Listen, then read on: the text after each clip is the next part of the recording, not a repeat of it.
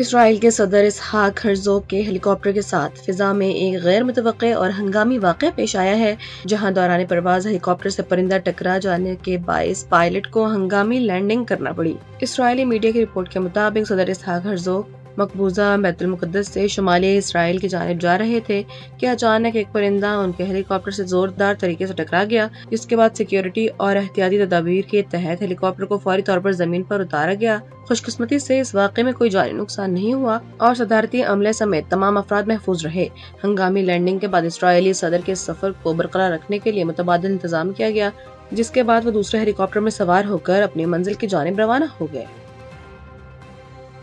Italy نے NATO کے secretary general mark روٹے کے اس دعوے کو مسترد کر دیا ہے جس میں انہوں نے ایران جنگ میں امریکہ کی اطالوی مدد کا تذکرہ کیا تھا۔ غیر ملکی خبر رساں ایجنسی کے مطابق اطالوی وزیر اعظم جارجیا میلونی نے نیٹو سربراہ کے بیان پر سخت ردعمل دیتے ہوئے واضح کیا ہے کہ اٹلی نے ایران کے ساتھ جاری تنازع میں براہ راست کبھی کوئی حصہ نہیں لیا۔ جارجیا میلونی کا کہنا تھا کہ روم نے امریکی افواج کو جنگی کارروائیوں کے لیے نہیں بلکہ صرف ٹیکنیکل اور لاجسٹک سپورٹ فراہم کی تھی۔ واضح رہے کہ گزشتہ روز نیٹو کے سیکرٹری جنرل مارک روٹے نے امریکی صدر ڈونلڈ ٹرمپ سے ملاقات کے دوران دعویٰ کیا تھا کہ ایران کے خلاف شروع کیے گئے آپریشن ایپک فیوری میں اکیلے اٹلی کی سرزمین سے 500 امریکی جنگی جہازوں نے اڑان بھری تھی۔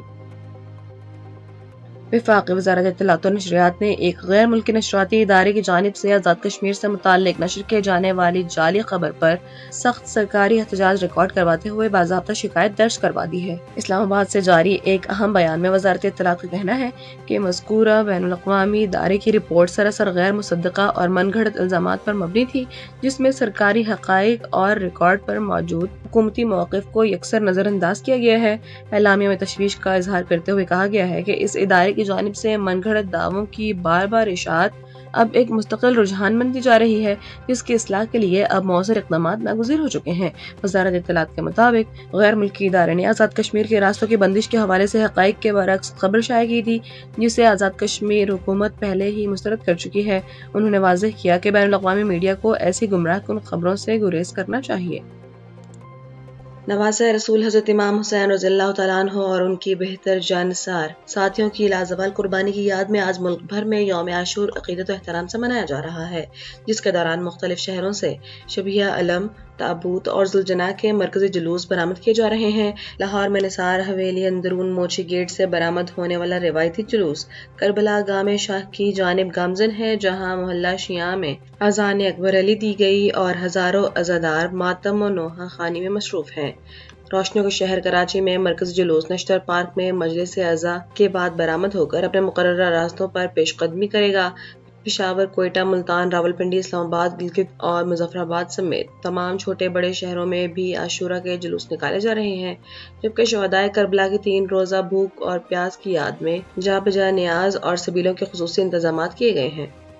یوم عاشورہ کے موقع پر صدر مملکت آصف علی زرداری اور وزیر اعظم شہباز شریف نے اپنے خصوصی پیغامات میں شہدائے کربلا کو زبردست خراج تحسین پیش کیا۔ صدر زرداری نے کہا کہ واقعہ کربلا محض ایک تاریخی سانحہ نہیں بلکہ ایک دائمی پیغام اور زندہ دستگاہ ہے، جو ہمیں صبر، استقامت، ایثار، حق گوئی اور اصولوں پر ثابت قدم رہنے کا درس دیتا ہے۔ دوسری جانب وزیر اعظم شہباز شریف نے اپنے پیغام میں واضح کیا ہے کہ حضرت امام حسین رضی اللہ تعالیٰ عنہ اور ان کے جانثار رفقا کی عظیم قربانی نے یوم عاشور کو تاریخ اسلام میں ہمیشہ کے لیے یادگار بنا دیا ہے۔ انہوں نے ثابت کیا کہ حق و صداقت کے لیے جان کا نذرانہ پیش کرنا